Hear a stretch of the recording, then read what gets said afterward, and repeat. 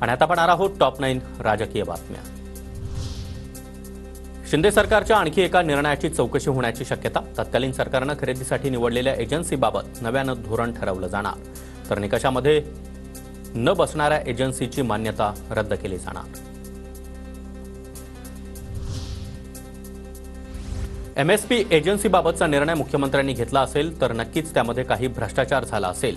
तिथे एकनाथ शिंदे काही तयार करतात तर तिथे भ्रष्टाचार नाही तर काहीतरी गडबड होते। एमएसपी एजन्सीबाबतच्या मुख्यमंत्र्यांच्या निर्णयावरून संजय राऊत यांचा शिंदेंवर निशाणा। पहले वाला जो गठन समिति का था, जरूर उसमें कुछ करप्शन हुआ होगा, नहीं तो बंद नहीं करते। जहां एकनाथ शिंदे कुछ बनाते हैं वहां करप्शन होता है या गड़बड़ होती है। त्यांचा तिरस्कार मला पुरस्कारासारखा वाटतो। महाजी शिंदे पुरस्कारावरील टीकेनंतर शिंदेंचा ठाकरेंच्या शिवसेनेला टोला। पुरस्कारामुळे अनेकांना त्रासही झाला, पण तो त्रास करून घेणारे कायम माझा तिरस्कारच करत असतात। त्यामुळे त्यांचा तिरस्कारही मला पुरस्कारासारखाच वाटतो।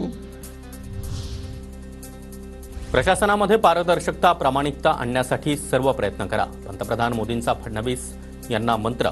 सूत्रांची माहिती। दिल्लीमधील शपथविधी दरम्यान मोदी फडणवीस भेटीचा तपशील समोर। स्वच्छ प्रशासन असलंच पाहिजे, कुणाची देखील पर्वा करू नका, अशाही मोदींच्या स्पष्ट सूचना। छत्रपती संभाजीनगरमधील विद्रोही साहित्य संमेलनामध्ये धनंजय मुंडे यांच्या राजीनाम्याबाबत ठराव। संतोष देशमुख हत्या प्रकरणासह सोमनाथ सूर्यवंशी प्रकरणाचा देखील उल्लेख।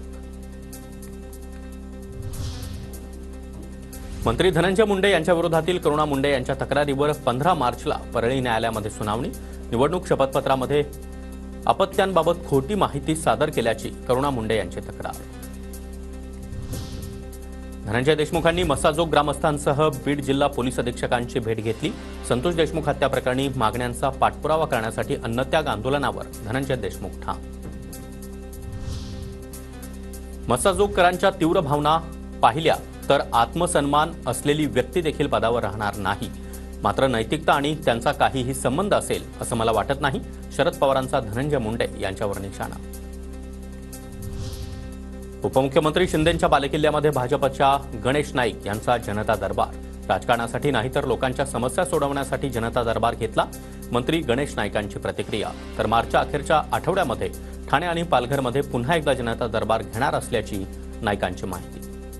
ठाणे मुंबईमध्ये 28 तारखेला घेणार। पालघर जिल्ह्यामध्ये अधिवेशन 3 आठवड्याचे 3 तारखेला सुरू होतोय आणि त्याच्यानंतर मार्चच्या शेवटच्या आठवड्यामध्ये पालघरला जनता दरबार होईल, ते ठाण्यात पण होईल।